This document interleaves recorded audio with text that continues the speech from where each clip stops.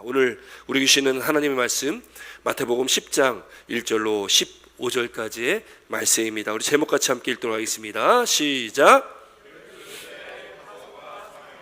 12제자의 파송과 사명. 여러분, 예수님의 제자가 몇 명이에요? 12명.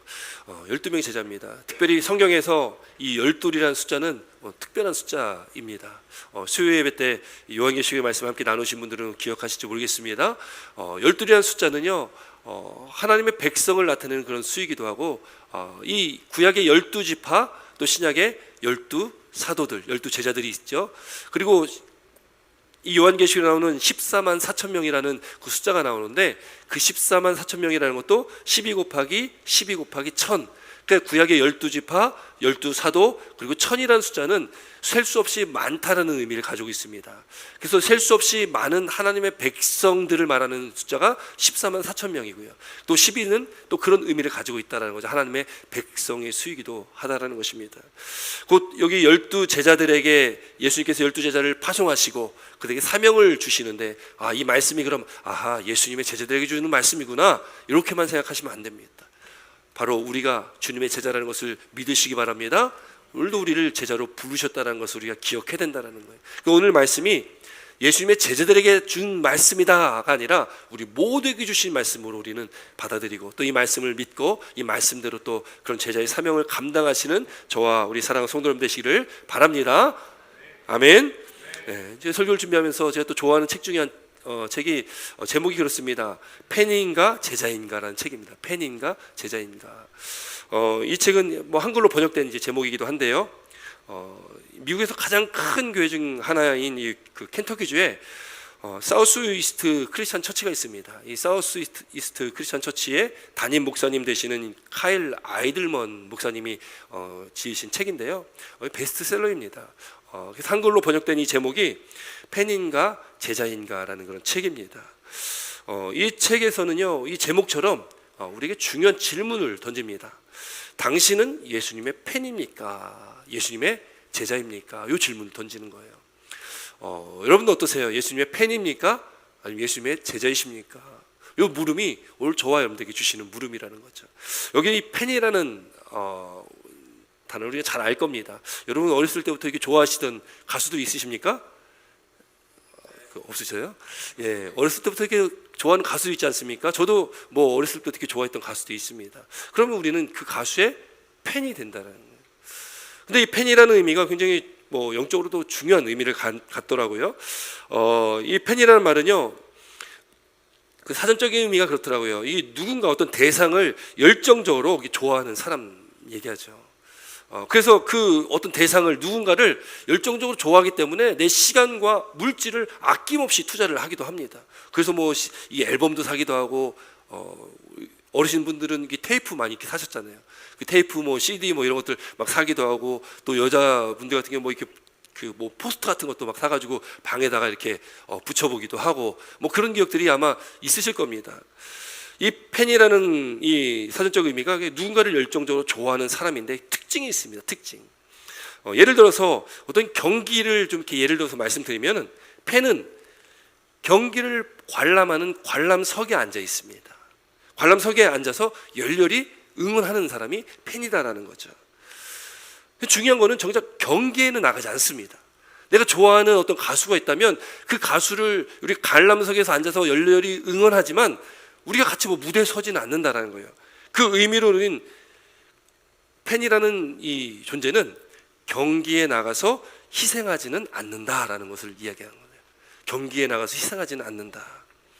또 팬은요, 선수나 뭐 가수나 뭐 어떤 이런 객관적인 사실에 대해서 모르는 게 없습니다. 저희 큰딸도 이제 뭐 이렇게 크면서 이제 뭐 가수들 너무 좋아하더라고요. 가수를 좋아하고 뭐 가수들 노래 많이 쫓아 부르는데, 뭐 그 가수에 대해서 뭐 생일은 며칠이고 뭐 뭘 좋아하고 뭐 이런 걸 너무 잘 알아요.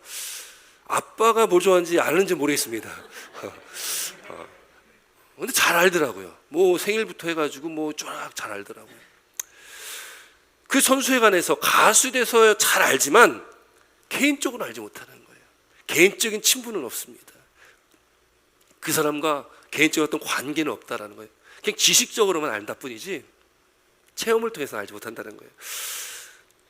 또 중요한 게 하나 있는데, 이 펜은 그 마음이요 항상 한 사람에게 꽂혀 있지 않는다는 거예요. 그렇지 않습니까? 우리가 이 가수가 좋다가도 좀 지나면 더 좋은 가수가 생겨나는 거예요. 더 좋은 사람이 생겨나면 그 마음이 옮겨진다는 거예요.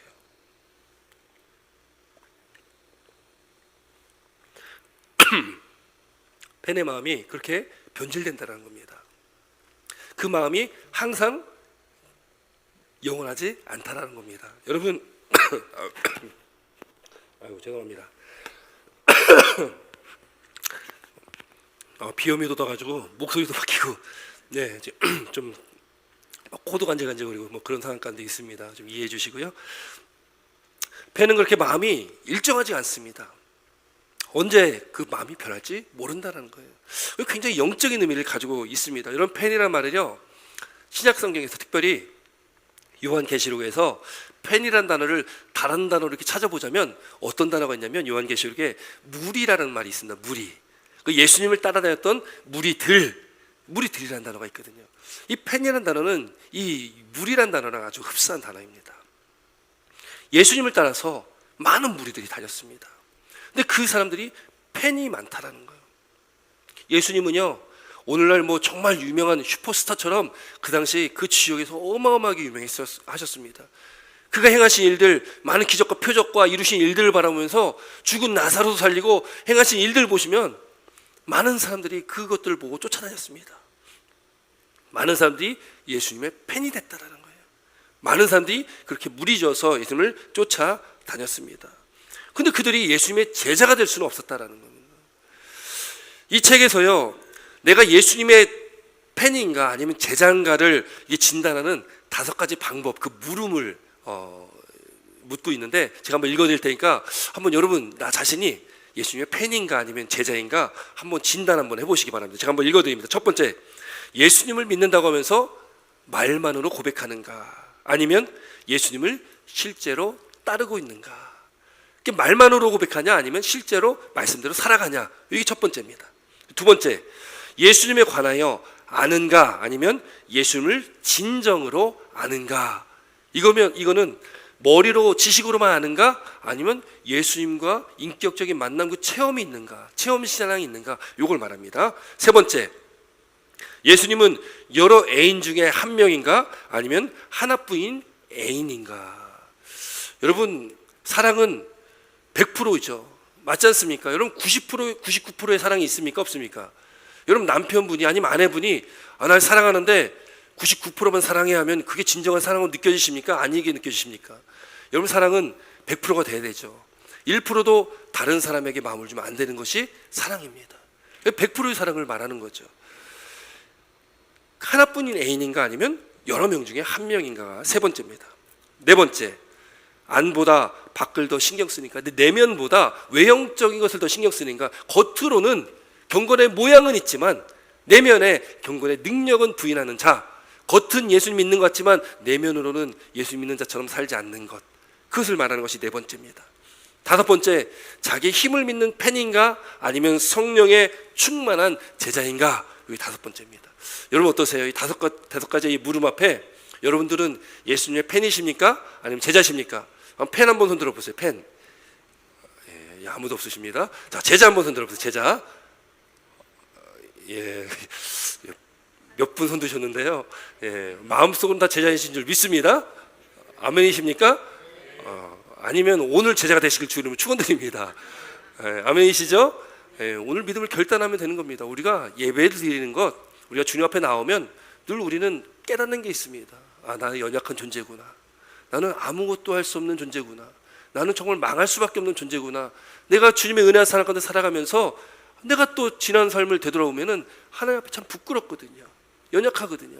그래서 오늘 또 예배 자리에 나와서 우리가 그 주님의 위로하심 가운데, 위로와 또 주님의 또 은혜 가운데 우리가 죄 사함을 얻고, 또 우리가 깨끗해진 마음으로 또 새로운 심령으로 변화되어서 또 하는 주간 우리가 그 힘으로 우리가 살아가게 됨을 믿으시기 바랍니다. 그러니까 오늘 우리가 결단하시면 됩니다. 오늘 결단하시기 바랍니다. 나 주님의 제자 되겠습니다. 우리 한번 주먹 한번 불 끈 쥐고서 한번 외쳐보겠습니다. 나 주님의 제자가 되겠습니다. 이 정도 힘 갖다가는 제자가 안 됩니다. 다시 한번 하겠습니다. 나 주님의 제자가 되겠습니다. 아멘. 할렐루야. 우리 주님의 제자 되시기 바랍니다. 여러분, 예수님 주변에요 팬이 아주 많았습니다. 그 무리가 아주 많았습니다. 특별히 요한복음 6장에 보면 우리가 잘 아는 오병이어 사건이 있습니다. 보리떡 5개, 물고기 2마리. 보리떡 5개로 물고기 2마리로 5,000명을 먹였습니다. 5,000명은 남자만 5,000명입니다. 여자, 아이, 노인 합치면 10,000명, 20,000명 되는 많은 수입니다. 다 먹이고 배불리 먹고도 12바구니를 남겼습니다. 그 놀라운 기적 사건이잖아요. 놀라운 표적이잖아요. 사람들이요 너무 허기지고 배고팠는데 예수님께서 이 놀라운 기적 표적을 행하시니까 사람들이 열광하기 시작합니다. 사람들이 예수님을 이분 우리 왕으로 세워야 된다. 우리가 기다리고 기다렸던 그 메시아 맞구나, 그 왕 맞구나, 이분 우리 왕 되셔야 된다. 그렇게 사람들이 이야기하는 거예요. 그 예수님이 어떻게 하십니까? 그런 분위기를 아니까 제자들은 빨리 배를 태워서 갈릴리 바다 반대편으로 보내시고 예수님은 혼자 산으로 가서 기도하시는 거예요. 그 장소를 즉시 떠나셨습니다. 그러면서 예수님께서 하신 말씀이 있어요. 요한복음 6장 26절 보면 제가 한번 읽어드립니다. 요한복음 6장 26절에 예수님께서 대답하여 이르시되 내가 진실로 진실로 너희에게 이르노니 너희가 나를 찾는 것은, 예수님을 찾는 것은 표적을 본 까닭이 아니요 떡을 먹고 배부른 까닭이다. 너희들이 나를 찾는 것, 예수님 찾는 것은 표적을 본 까닭이 아니라는 거예요. 표적이라는 것은요 사인을 말합니다. 지시를 하고 있는 거예요. 여러분 오늘 교회 오면서 이게 도로가에 있는 표지판 보면 보셨죠? 다 표지판이 있지 않습니까? 물론 우리가 늘 다니던 길 잘 아니까 안 봐도 되는데 어쨌든 우리가 길을 다닐 때 표지판을 보고 다닙니다. 표적이라는 것은 어떤 가리키는 대상이 있습니다.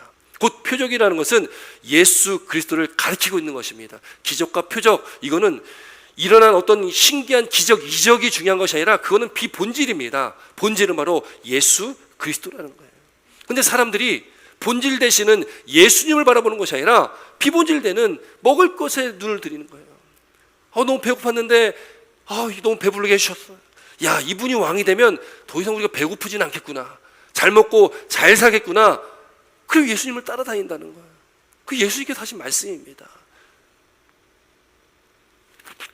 너희가 나를 찾는 것은 표적을 본 까닭이 아니요 떡을 먹고 배부른 까닭이다. 여러분 이 말씀이 주는 놀라운 은혜는, 그 의미는 무엇이겠습니까? 우리가 그렇지 않을까라는 거예요. 우리가 예수님을 찾는 것은 늘 표적을 구하진 않나. 늘 내가 원하는 무언가를 얻기 위해서, 내 만족을 얻기 위해서, 내가 뭔가 채우기 위해서 우리가 예수님을 찾고 있지 않나.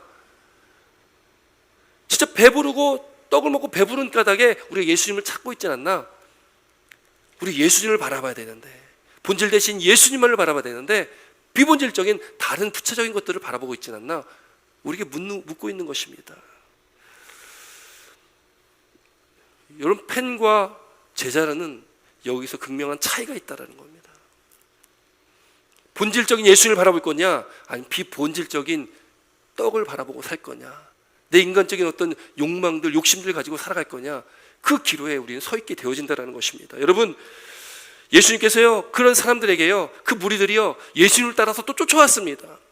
쫓아왔을 때 그때 예수님께서 하신 말씀이 있어요. 이게 뭐라고 말씀하셨냐면, 예수님께서 하신 말씀이 나는 생명의 떡이다. 내게 오는 자는 결코 줄이지 아니할 터요 나를 믿는 자는 영원히 목마르지 아니하리라. 이렇게 말씀하신 거예요. 그렇게 사람들이, 아니 우리가 원하는 건 떡인데, 배부르고 좀 목마르지 않은 물인데, 아니 무슨 당신이 예수님 생명의 떡입니까? 무슨 당신에게 나오면 영원히 목마르지 않겠습니까? 이런 마음을 갖는 거예요. 우리에게 필요한 것은 진짜 먹을 수 있는 떡입니다. 우리에게 필요한 것은 진짜 마실 수 있는 물입니다. 그거를 이야기하고 있는 겁니다. 예수님께서 그렇게 말씀하시니까요 그 사람들의 반응이 어땠냐면, 요한복음 6장 66절 보니까 이렇게 기록됩니다. 그때부터 그 제자 중에서 많은 사람이 떠나가고 다시 그와 함께 다니지 아니하더라. 그 제자 중에서 많은 사람들이요 예수님을 떠나는 거예요. 그 무리 중에서 많은 사람들이 예수님을 떠나고 예수님과 다시 다니지 않는다고 합니다. 왜요? 자기들이 원하는 것을 예수님 주지 않는다라는 거예요. 말도 안 되는, 자기가 생명의 떡이라고 이야기한다는 거예요. 자기가 무슨 그 영생수라고 얘기를 한다는 겁니다. 그러니까 따라다니지 않습니다. 여러분, 우리가 오늘 이 말씀을 통해서 깨닫는 은혜의 길 주여 여러분 축원드립니다. 우리가 구하고 우리가 바라고 우리가 쫓아가야 될 분은 오직 예수 그리스도 한 분이시라는 것을 반드시 믿기를 주여 여러분 다시 한번 축원드립니다. 다른 것, 우리가 원하는 다른 것이 아니라 오직 예수님 한 분으로 만족하시기 바랍니다. 오직 예수님 한 분으로 충분하신 저와 여러분 되시기를 주님의 이름으로 축원드립니다. 여러분, 오늘 본문에요, 그 예수님께서 12제자를 부르시는 거예요. 우리 1절 말씀 함께 있습니다. 1절입니다. 1절 함께 있습니다. 시작. 예수께서 그의 12제자를 부르사 더러운 귀신을 쫓아내며 모든 병과 모든 약한 것을 고치는 권능을 주시니라. 아멘. 12제자를 부르시고 권능을 주신다고 말씀하시는 거예요. 여러분, 우리를 제자로 부르셨습니다. 우리는 주님의 제자입니다. 우리를 하나님 백성 자녀 삼아주셨다는 것 우리 믿음으로 고백하지 않습니까? 우리 예수 믿지 않습니까? 그럼 우리는 제자로 부름받으신 겁니다. 제자는 사명을 또 우리에게 주셨다는 걸 기억해야 된다는 거예요. 근데 사명을 주심에 있어서 또 주님께 우리에게 주시는 게 있어요. 우리를 부르시고 주시는 건 뭐냐면 우리에게 권능을 주신다. 권능. 이 권능이라는 것은요, 두나미스, 여기서 나오는 파생된 말이 다이너마이트거든요. 이 폭발력인 힘입니다. 그 권능이에요. 그 제자들에게 그 권능을 주셨다. 더러운 귀신을 쫓아내며. 여러분, 귀신은 어떤 존재라고요? 더러운 귀신이에요. 더러운 존재. 모든 병과 모든 약한 것을 고치는 권능을 주셨다. 여러분, 이런 권능 받으시길 주로 축원드립니다. 여러분, 귀신을 대적할 때 우리가 예수님께 주신 권능, 여러분 우리에게 권능이 있다라고 믿으셔야 됩니다. 그 권능이 무엇입니까? 정말 어떤 신기한 어떤 기적을 나타내고 눈에 보이는 어떤 표적을 나타내는 그게 전부가 아닙니다. 눈에 보이는 게 전부가 아닌 거잖아요. 그 믿음은 보이지 않는 것들의 증거예요. 여러분, 도마에게 예수님께 말씀하신 게 무엇입니까? 보지 못하고 믿는 자가 복되도다. 어떤 표적과 기적이 중요한 게 아닙니다. 그건 비본질적인 거고요. 바로 예수의 이름, 예수 그리스도의 이름이 우리의 능력이라는 것을 믿으시기 바랍니다. 여러분, 그 이름 하나 붙들고 믿음으로 선포하면요, 악한 마귀 권세 다 떠나게 되어 있습니다. 마귀 사탄이 우리에게 장난질 못하게 되어 있습니다. 여러분, 병 고치고 약한 것들을 고치는 권능, 나에게 그런 권능 없는데. 여러분, 우리가 기도하고 선포하면 이런 놀라운 역사가 일어날 줄 믿습니다. 여러분, 믿습니다. 우리가 예배 드리면서 우리가 중보기도 했지 않습니까? 여러분, 중보기도 왜 합니까? 여러분, 이 권능은 우리에게서 나타나는 것이 아니라 하나님께서 우리를 통해서 역사하시는 것들입니다. 우리가 기도하는 이유가 무엇입니까? 우리가 그 능력을 의지하고 믿고 나아가는 것이며, 그러면 우리가 하는 것이 아니라 하나님께서 하시는 거예요. 근데 오늘날에요, 유튜브에도 많은 영상들, 수요예배도 말씀 나눴던 적이 있는데, 신사도주의, 그 새롭게 사도들이 있다. 이 사도들, 이 신약성경에 기록되어 있는 사도들처럼 그런 막 이런 역사들 나타내는 것을요, 막 영상에 찍어서 올리고 막 그럽니다. 물론 하나님의 역사는 오늘날도 일어나고 있습니다. 그 기적과 표적 역사는 오늘날도 일어나고 있고요, 선교지에서 지금도 그런 것들이 보고가 되고 있습니다. 그러나 눈에 보이는 것이 전부가 아니다는 것을 기억해야 된다는 거예요. 세상은 우리를 그것으로 미혹하려고 합니다. 그런 어떤 기적과 능력 같은 그런 퍼포먼스를 통해서 우리를 미혹하려고 한다는 거예요. 그러나 우리 미혹되면 안 된다는 것입니다. 우리는 오직 본질 대신 예수 그리스도 한 분만을 붙들고 나가면 되는 거예요. 이미 우리에게 주어졌습니다. 우리에게도 예수 그리스도의 이름의 권능이 주어져 있습니다. 그럼 우리는 선포하시면 됩니다. 선포하시면 하나님께서 우리 기도 가운데 역사하시는 거예요. 하나님께서 정하신 때에 정하신 방법대로 하나님께서 일을 이루어 나가실 것입니다. 그걸 믿으시기 바랍니다. 당장 눈에 안 보일 수 있습니다. 당장 우리가 깨닫지 못할 수도 있습니다. 그러나 하나님께서는 믿음으로 기도한 우리 기도가 하나도 땅에 떨어지지 않고 상달되어지고 말씀의 성취가 일어난다는 것을 믿으시기 바랍니다. 그 믿음으로 기도하면, 그 믿음으로 선포하면 예수님의 제자들에게 주셨던 그 권능이 우리에게도 동일하게 나타나게 된다는 것을 우리가 믿으며 나아가야 된다는 것이죠. 여러분, 그 제자들 12명의 이름이 2절부터 4절까지 나옵니다. 함께 있습니다. 2절부터 4절입니다. 시작.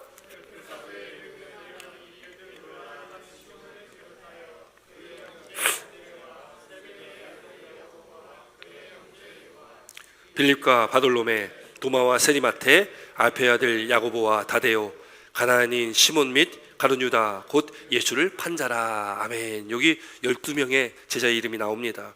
특별히 여기 이전에 나오는 이름들 보면 다 어부들이잖아요. 다 형제들인데 또 어부잖아요. 베드로와 그 형제 안드레, 또 세베대 아들 야고보와 그 형제 요한, 다 어부들입니다. 갈릴리 바다에서 고기 잡는 사람입니다. 어부니까요. 평생 고기 잡는 사람이니까 얼마나 배웠겠습니까? 배움이라고는 고기 잡는 방법 배웠겠지요. 3절에 빌립과 바돌로메, 도마, 세리, 마태. 여기 중요한 사람 한 명, 또 중요한 이름이 나오는데 이 마태, 지금 우리가 마태복음 보고 있는데 마태복음 기록한 마태입니다. 근데 직업이 기록되어 있어요. 직업. 마태가요, 자기가 기록하면서 자기 직업을 기록하는 거예요. 근데 이 직업은 떳떳하게 내술 직업이 아닙니다.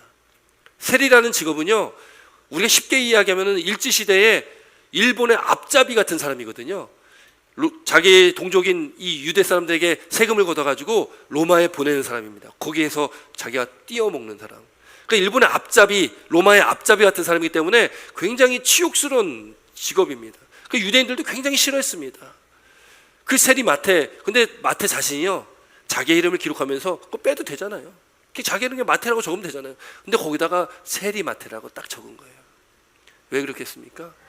내가 이런 사람인데, 내가 그런 사람인데 주님의 은혜 가운데 내가 이렇게 주님의 제자가 됐다는 것을 여기다 기록한 겁니다. 어부들, 또 여기 나오는 이름들 보면은 뭐 그렇게 뭐 세상에서 인정받은 사람, 뭐 이렇게 세상에 특출난 사람, 능력 있는 사람이 없습니다. 알페 아들 야고보, 다데오, 또 가나나인 시몬, 이 시몬이라는 사람, 이분은요 열심당원이라고 이야기해요. 열심당원은 독립투사입니다. 일제시대 일본은 항거에서 대항해서 싸웠던 독립투사 같은 사람이거든요. 로마의 항거에서 싸운 사람입니다. 정말 칼을 차고 다니면서 뭔가 이렇게 독립투사 어떤 그런 일들을 하는 사람이죠. 여러분, 세리 마태와 이 가나안인 시몬과는 같이 있을 수 있는 사람이 아닙니다. 서로 적이거든요. 나라 팔아먹은 사람과 나라를 지키는 사람이 함께 있는 그런 공동체예요. 세리 마태와 이 시몬과는 너무나 극과 극인 사람이기도 합니다. 또 가룟 유다, 가룟 유다는 누굽니까? 여기 나오잖아요. 곧 예수를 판 자라. 예수를 팔 사람인데 예수님께서는 그를 제자로 삼아주신 거예요. 예수님 다 아셨겠죠. 그래서 가룟 유다에게 몇 번 말씀하시잖아요. 여러분, 여기 12명의 이름, 우리의 이 세상의 기준으로 보면은 어떻게 보면 참 다 제대로 된 사람이 없는 것 같아 보입니다. 그런데 그들을 불러 삼으셨다는 거예요. 제자 삼으셨다는 거예요. 여러분, 우리 또한 마찬가지 아니겠습니까?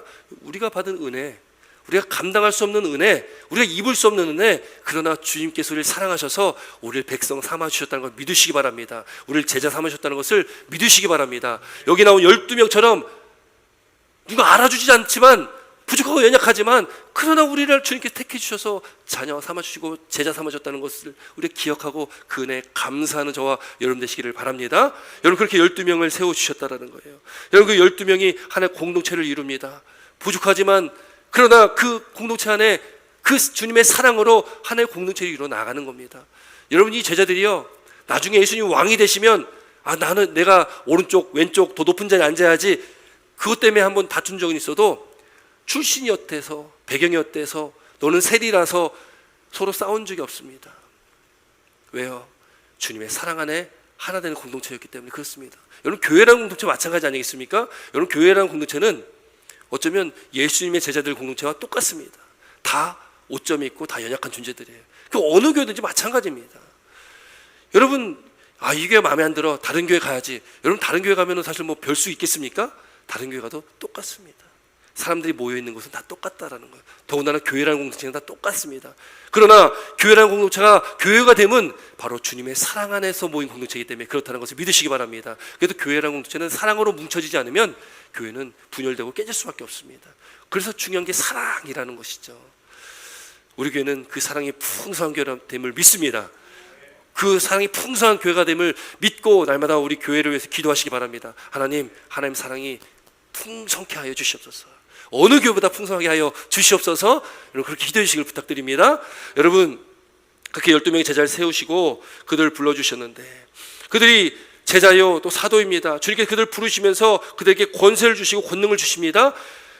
마태복음 28장 18절부터 20절까지 말씀 보면, 하늘과 땅의 모든 권세를 내게 주셨으니 너희는 가서 모든 직속, 모든 족속, 모든 민족을 제자로 삼아. 제자로 우리를 불러주셨고 또 우리에게 말씀하신 그 명령이 뭐냐면 또 제자를 삼으라는 거예요. 우리가 그 은혜와 사랑 가운데 살아간다면 우리가 받은 그 은혜와 사랑을 우리만 간직하는 것이 아니라 주님 알지 못하고 살아가는 많은 사람들에게, 이 땅에 예수님 알지 못하는 많은 사람들에게 그 복음을 전하는 것이 우리의 사명이라는 것을 믿으시기 바랍니다. 그때에 우리가 우리 힘으로 할 수가 없습니다. 하나님께서, 주님께서 주신 권능과 권세와 능력이 있기 때문에 그 힘을 힘입어서 우리가 나아가고 담대히 선포하게 됨을 믿습니다. 그래서 마태복음 28장 20절에 마지막 부분에 이렇게 말씀하세요. 내가 세상 끝날까지 너희와 항상 함께 있으리라. 우리와 함께 계신다는 거예요. 그 주님께서 우리와 함께 계심에, 그 하나님께서 함께 계심에 그 능력과 힘을 힘입어서 선포하시기 바랍니다. 우리 이 템파 지역에 지금 2만 명이 넘는 그 한인들이 있다고 하는데 어디 있는지를 모르겠지만 우리가 만나는 족족 만난 사람들에게 하나님의 말씀을 선포하고 복음을 전할 수 있는 저와 여러분 되시기를 바랍니다. 그때 예수님께서 말씀하시는 것이 5절부터 6절까지 말씀 보니까 이렇게 말씀하십니다. 함께 읽습니다. 5절 6절입니다. 시작.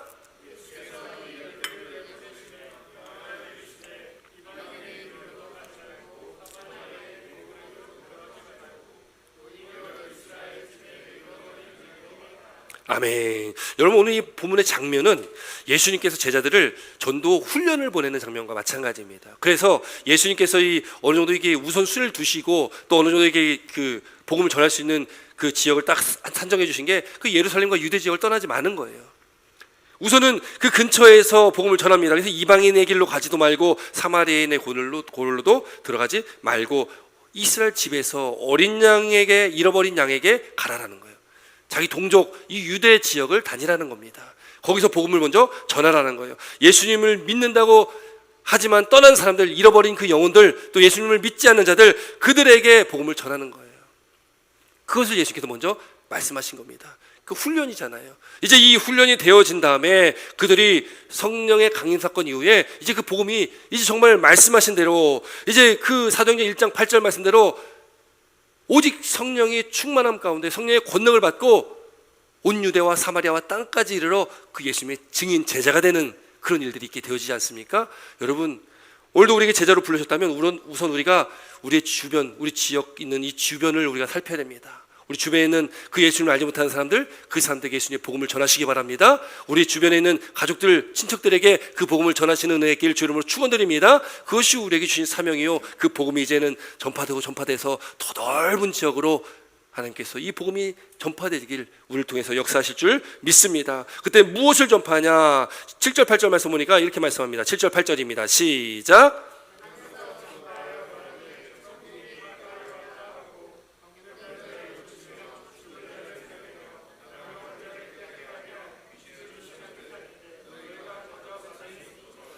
아멘. 전파하면 말할 게 뭐예요? 천국이 가까웠다. 여러분, 이 말씀은요, 세례 요한이 먼저 이야기했고요, 예수님께서 이 땅에 오셔서 공생애를 시작하시면서 하신 말씀이 회개하라, 천국이 가까웠다라는 거고요. 또 제자들에게 말씀하신 것도 천국이 가까웠다라고 선포하라는 겁니다. 천국, 하나님 나라를 선포하라는 겁니다.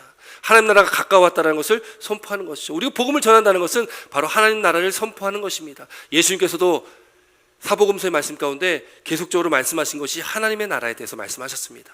그 하나님 나라가 이미 이 땅 가운데 임했다. 바로 예수님께서 이 땅에 오셨던 2000년 전에 그 초림 때에 이미 하나님 나라가 이 땅 가운데 임했습니다. 이미 임했지만 아직 완성되지 않은 하나님 나라입니다. 그 하나님 나라는 이제 예수님 다시 땅에 재림하신 그때에 그 하나님 나라가 완성될 것입니다. 우리가 이 땅의 삶을 살아가면서 이미 임한 하나님 나라를 경험하는 것이고, 이제 이후에 주님 다시 재림하신 그때에 완성된 하나님 나라에서 우리가 주님과 함께 왕노릇하게 되어지는 것입니다. 여러분, 그 하나님 나라를 전하는 것입니다. 하나님 나라가 우리에게 소유되었다면, 우리가 하나님 나라가 우리 가운데 임하였다면, 우리가 받은 그 은혜와 사랑, 그 하나님 나라의 그 놀라운 은혜와 경험과 체험을 우리만 간직하는 것이 아닙니다. 여기 8절 보니까 너희가 거저 받았으니 거저 주어라. 은혜는요, 값없이 받은 겁니다. 우리가 거저 받은 겁니다. 그저 주님께서 우리를 위해 이 땅에 오시고 십자가에 달려 죽으심 가운데 핏값으로 우리를 사셔서 우리가 그 은혜를 거저 받았습니다. 그러나 거저 받았다고 그것이 중요한 것이 아니고, 그것이 거저 받았기 때문에 싸구려 값싼 은혜가 아니다라는 거예요. 여러분, 오늘도 우리는 숨을 쉬고 호흡을 하고 있습니다. 여러분, 우리가 산소가 있기 때문에 숨을 쉬지 않습니까? 여러분, 산소는요, 우리가 늘 그냥 숨 쉬고 살아가다 보니까 중요한 걸 잘 모릅니다. 그렇잖아요. 오늘도 일어나면서 아이고, 오늘 산소 주셔서 감사합니다, 이런 기도 안 하잖아요. 그냥 늘 우리는 숨 쉬고 살아가기 때문에. 근데 여러분, 한국만 해도요, 지금 매연이 너무 이 미세먼지가 너무 심해가지고요. 부모님과 통화하면서 그 지역에 이렇게 그 노인분들 돌아가시는데 그 폐렴으로 이렇게 많이 돌아가신다고 그래요. 이 공기가 너무 안 좋아져가지고. 여러분 우리가 살아가는 플로리다 이 템파 지역 얼마나 좋습니까? 공기가 너무 좋잖아요. 여러분 이 축복을 우리 누리고 살아가고 있다는 것을 믿으시기 바랍니다. 여러분 우리가 이 놀라운 축복 가운데 살아가고 있다는 거예요. 산소가 귀한 것 같이 않아 보여도 여러분 얼마나 중요합니까? 그거 없으면 어떻게 합니까? 우리 죽게 되는 거 아니겠습니까? 오늘날 돈 주고 산소를 사다 마시기도 합니다. 그런 시대를 우리 살아가고 있다는 거죠. 여러분 은혜라는 것이 값싼 은혜가 아닙니다. 예수님의 핏값으로 사신 그 은혜를 우리가 받아가지고 있다는 거예요. 이건 놀라운 은혜 아니겠습니까? 그 놀라운 은혜를 우리가 체험했고 경험했다면 여러분 나만 간직하는 것이 아닙니다. 우리만 여기서 간직하는 것이 아니라 그 은혜를 누리는 것입니다. 그것을 우리는 다른 사람들에게 전해야 되는 것이죠. 그것이 바로 우리의 사명이라는 것을 믿으시기 바랍니다. 그래서 예루살렘과 온 유대와 사마리아 땅끝까지 이르러서 예수님의 증인이 되어야 되는, 예수님의 제자가 되는 삶을 우리는 살아가야 된다는 거예요. 여러분 제자들 파송하듯이 오늘도 주님께서 오늘 또 우리를 파송하시는 겁니다. 교회 문 밖을 나가면 또 이 세상 가운데로 주님께서 저와 여러분들 또 파송하시는 거예요. 그럼 우리에게 사명을 주십니다. 하나님 나라를 전파해라, 예수 그리스도의 복음을 전해라. 그것이 우리의 사명입니다. 우리가 이 땅 가운데 삶을 살아가는 것은 그저 내가 잘 먹고 잘 살기 위해서 나의 만족과 유익을 위해서 나를 하나님께 택해 주시고 제자 삼아 주신 것이 아니라 우리에게 사명을 주셨기에 우리는 이 땅에서 그 사명을 우리는 완수해야 됩니다. 표대를 향하여, 주님 계신 그 표대를 향해서 우리가 다른 박질을 해야 된다는 거죠. 끊임없이 우리는 주님께서 주시는 사명을 기억하고 그 앞으로 우리는 달려나가야 됨을 믿으시기를 바랍니다. 여러분 그런 믿음 가운데 우리가 나아가실 때에 하나님께서 저와 여러분들 통해서 우리 교회를 통해서 일하시고 역사하실 줄 믿습니다. 여러분 그런 놀라운 사건, 놀라운 일 우리 가운데 이루어지고 또 우리가 그런 사건들을 눈으로 경험하고 체험했으면 좋겠습니다. 우리가 9절부터 말씀 보면은 이제 나아갈 때에 아무것도 같이 가지고 말라. 아무것도 가지고 오지 말라. 우리 9절 10절 말씀 함께 했습니다. 9절과 10절입니다. 시작.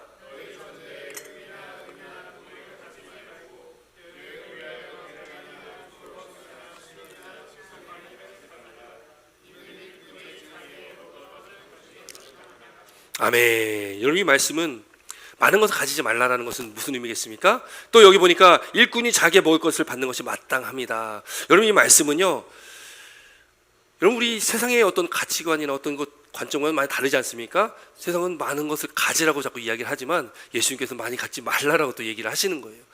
여러분 왜 그러냐면 많이 갖지 않았고 가질 것만 딱 갖고 그 나아가도 주님께서 그걸 채워주시겠다라는 말씀입니다. 여러분 우리가 주기도문을 우리가 기도할 때 일용할 양식을 기도합니다. 일용할 양식을 주옵시고. 여러분 이스라엘 백성들이 광야의 삶을 살아갈 때 40년 동안 광야 길 동안에 하나님께서 매일매일 만나 메추라기를 공급해 주셨습니다. 우리에게 주시는 일용할 양식입니다. 우리에게 늘 공급해 주신 하나님의 그 양식이 있음을 우리가 기억하고 믿어야 된다는 거예요. 여러분 만나를 하루치를 딱 거둬들이라고 했는데 욕심이 나서 아니 내일 이거 안 내리면 어떡합니까? 내일 못 먹으면 어떡합니까? 하루치를 더 거두면 어떻게 됩니까? 그거 다 썩어 없어지는 거예요. 썩습니다. 냄새가 납니다. 여러분 우리가 이 세상을 살아가면서 우리는 자꾸 내일 일을 걱정하고 염려하면서 뭔가를 더 자꾸 가지려고 하죠. 그 많은 것을 가지라고 세상은 이야기를 합니다. 그런데 주님께서 말씀하시는 거예요. 주님께서 채워주실 것을 기대하고 그저 있을 것 가지고 많이 갖지 말고 그렇게 주님 복음을 위해서 사역을 감당해라, 사명을 감당해라고 말씀하고 계십니다. 그러면 그 믿음으로 그 길을 걷는 저와 여러분들 인생길 가운데 하나님께서는 넉넉하게 채워주시고 일용할 양식으로 매일매일 부어주시는 그 생명의 양식이 우리에게 주어진다는 것을 믿으시기 바랍니다. 그러한 믿음의 발걸음을 걷는 저와 여러분들 되시기를 주 여러분 축원드립니다. 그게 복음을 전할 때에 복음을 전하면 씨를 뿌리면 그 씨가 자라고 열매 맺게 하시는 것은 하나님께서 하시는 겁니다.